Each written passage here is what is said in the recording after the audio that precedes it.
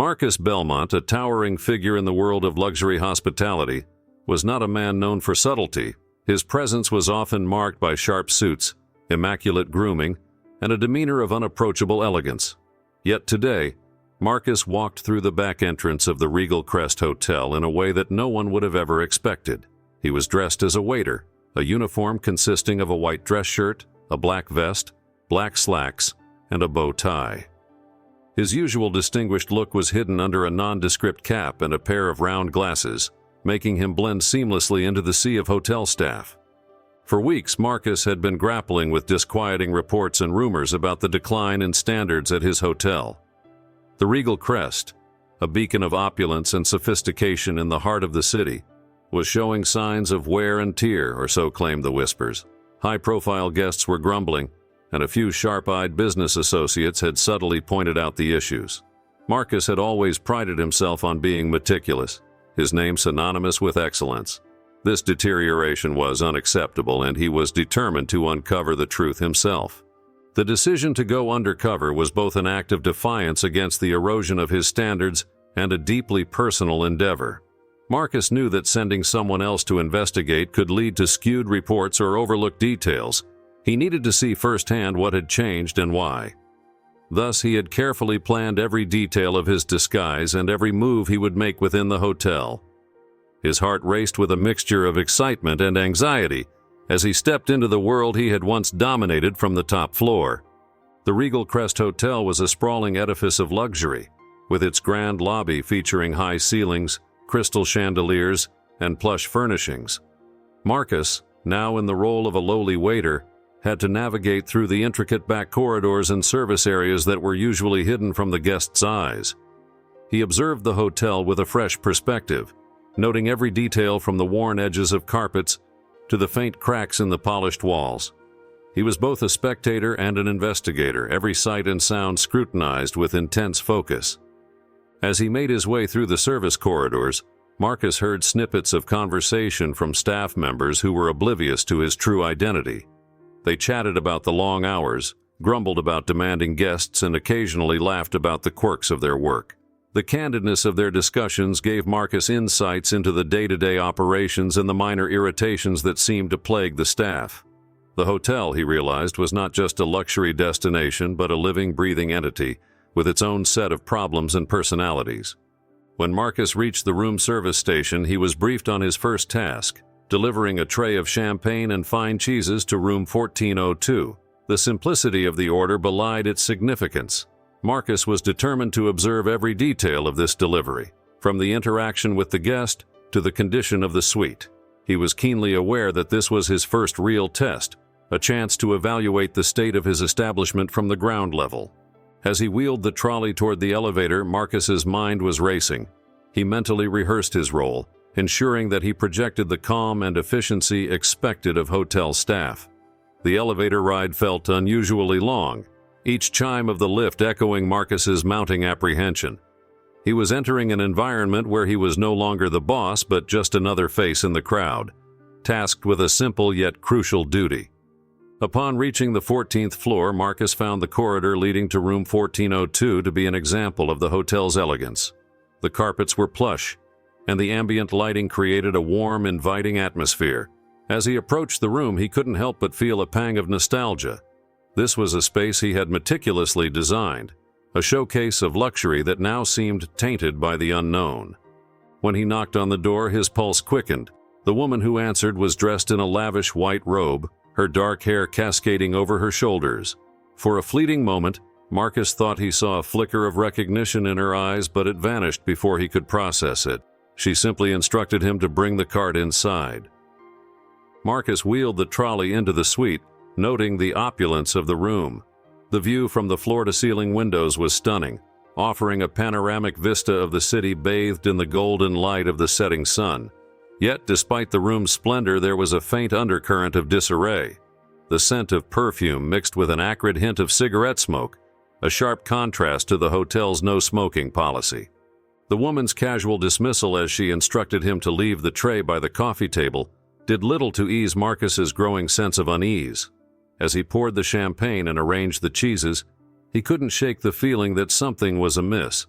The woman's demeanor was polite but distant, and her sudden question about working at the hotel seemed more probing than casual.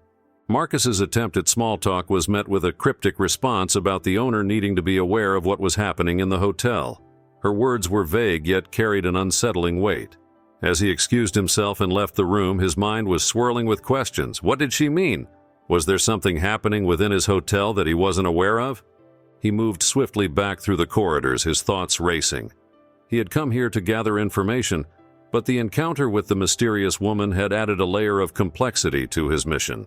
The possibility that there might be deeper issues at play made him even more determined to uncover the truth. Later that day, Marcus found himself reflecting on the events as he shadowed the room service team. He listened intently to their conversations, noting every complaint and piece of gossip. He was trying to piece together any hints of dissatisfaction or problems, but most of what he heard were routine grievances, long hours, difficult guests, and the occasional minor issue. Nothing seemed out of the ordinary, yet he couldn't shake the feeling that something was lurking beneath the surface. As evening fell, the hotel began to wind down. Marcus's undercover shift continued, but his thoughts kept returning to room 1402 and the enigmatic woman who had made him question everything he thought he knew about his hotel. The puzzle pieces were falling into place, but the picture they formed was still unclear. His next step was to dig deeper. He needed to uncover the truth about what was happening behind the scenes, and he had a growing sense that room 1402 held the key. The woman's cryptic comments, coupled with the strange odor and disheveled state of the room, suggested there was more to the story.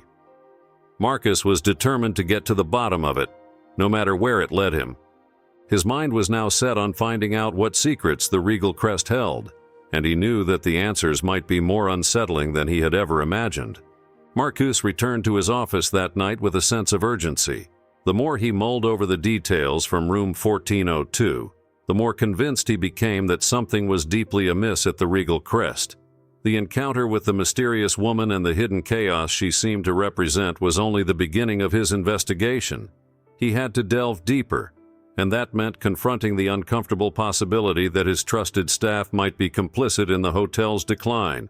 His office was a sanctuary of sorts, a sleek minimalist space with dark wood panels and floor-to-ceiling windows overlooking the city. The night was still young, and the city lights sparkled like diamonds below. Yet as Marcus took his seat behind his polished mahogany desk, he felt a growing sense of dread. He needed answers, and to get them he had to dig into the hotel's operations in ways he had never done before. Marcus's first move was to access the hotel's security footage. He needed to see for himself what had been happening behind the scenes, especially regarding room 1402. He had already seen snippets from the previous week, but he needed to review a more comprehensive range of footage to understand the full extent of any issues. The security office was located on the lower level of the hotel, away from the guest areas. It was a utilitarian space lined with monitors and recording equipment. The night manager, a young man named Chris, sat at a desk cluttered with papers and coffee cups. His eyes were fixed on a bank of screens that displayed various areas of the hotel in real time. Marcus walked in, trying to appear casual but unable to mask his intense focus. "Evening, Chris." Chris looked up, his expression neutral. "Evening, Mr. Belmont. What can I do for you?" "I'd like to review the footage from room 1402, Marcus said, forcing a nonchalant tone. "I'm investigating some discrepancies reported from last week." Chris raised an eyebrow but didn't question Marcus's request. Instead, he nodded and began pulling up the relevant footage. The screens flickered and changed as the various cameras recorded different times and dates. Marcus watched with growing impatience as Chris navigated through the recordings. Finally, the footage from room 1402 appeared on the screen. Marcus's eyes were glued to the monitor as Chris fast-forwarded through the hours of video. The footage showed a continuous flow of activity, but the most startling revelations came into view as Marcus scrutinized the details more closely. The first disturbing sign was the number of people entering and exiting the room. The guests were clearly not following the hotel's standards. They arrived in groups, often carrying large amounts of alcohol and arriving at odd hours. As the party progressed, the atmosphere inside room 1402 became increasingly raucous. Marcus saw people smoking cigars, which was strictly against the hotel's no-smoking policy. The guests appeared to be in high spirits, but their behavior was far from the refined luxury Marcus had worked so hard to cultivate. As the night wore on, the footage showed furniture being overturned and a general sense of disorder that was unbecoming of a suite in a five-star hotel. The guests were clearly treating the space with little respect, and it was evident that the room had suffered significant damage. Marcus could see broken glasses on the floor, a toppled lamp, and even a chair that had been upended. The damage was extensive, and it was clear that the room had been left in a state of disarray, but it wasn't just the condition of the room that troubled Marcus. What was even more alarming was how the staff handled the situation. The footage revealed that no one had intervened during the party. There were no attempts to stop the smoking or control the unruly behavior. In fact, a few staff members could be seen mingling with the guests, laughing and joining in the revelry. This was a clear violation of the hotel's policies and a sign of deep-rooted issues within the staff. Marcus felt a surge of anger and frustration as he watched the footage. His hotel, which had once been a symbol of excellence, was being tarnished by negligence and misconduct. The staff's behavior was inexcusable, and the apparent cover-up of the damage was a betrayal of his trust.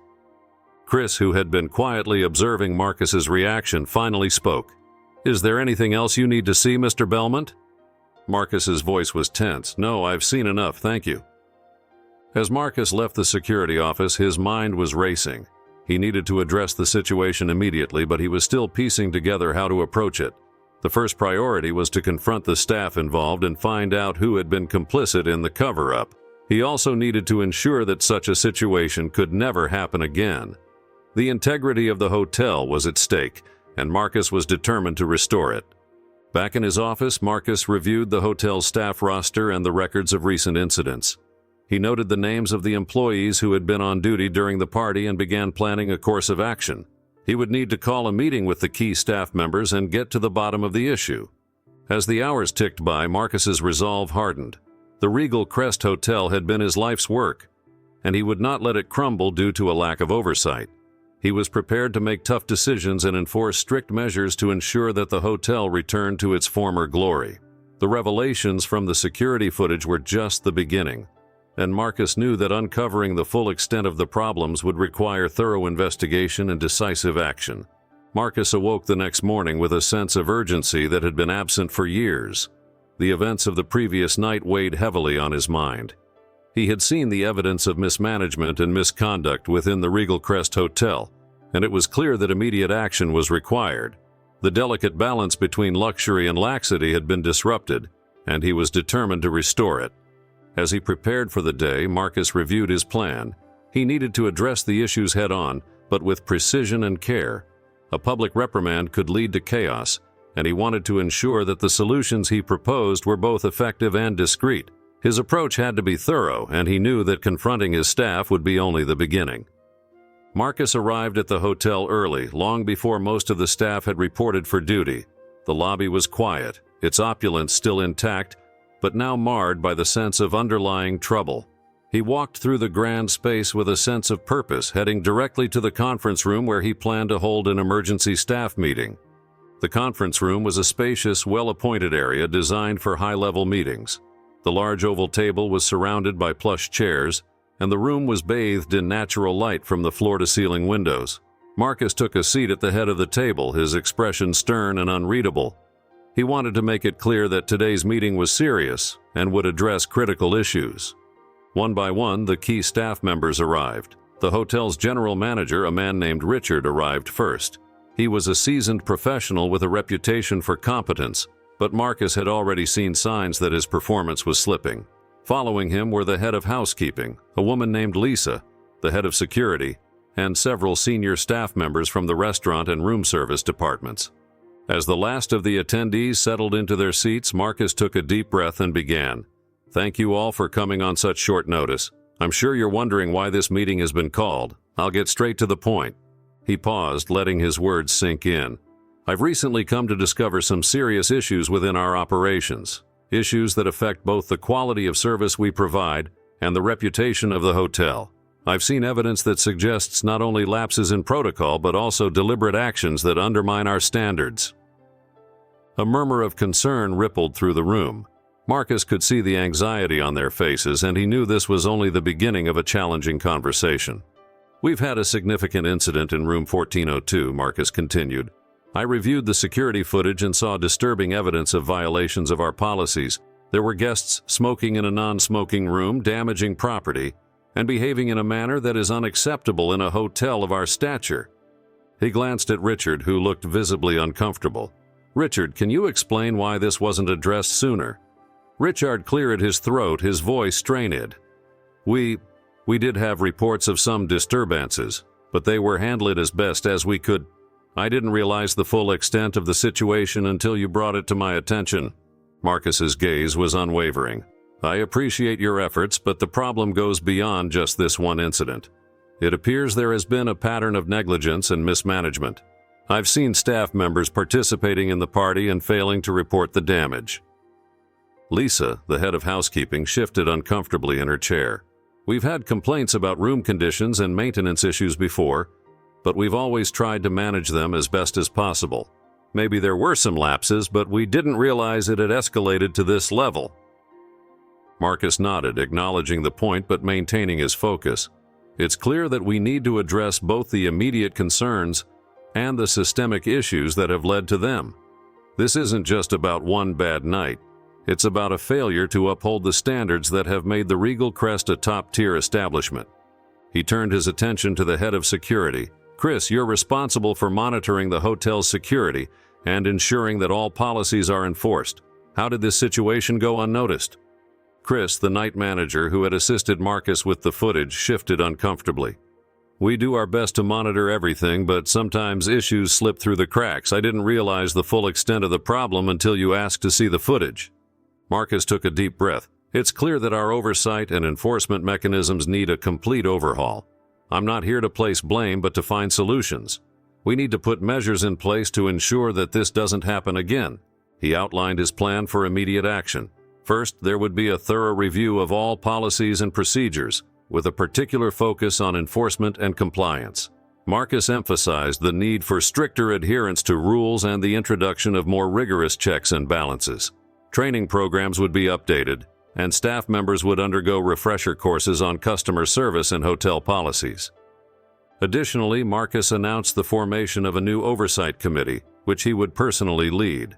This committee would be responsible for regular audits and inspections to ensure that standards were being maintained. The committee would also handle any complaints or issues that arose, providing a direct line of communication between the staff and management. Finally, Marcus addressed the issue of accountability. He made it clear that any staff member found to be in violation of the hotel's policies or involved in unethical behavior would face disciplinary action.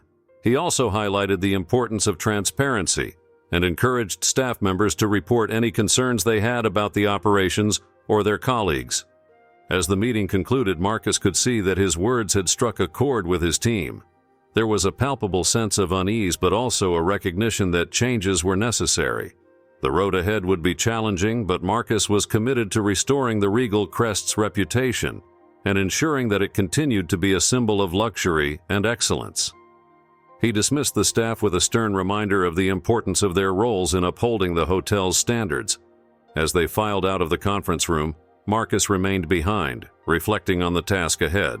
The challenges were significant, but he was determined to see them through. The Regal Crest Hotel was more than just a business. It was his legacy, and he was resolute in his commitment to restoring its former glory and ensuring that it continued to stand as a beacon of excellence in the hospitality industry.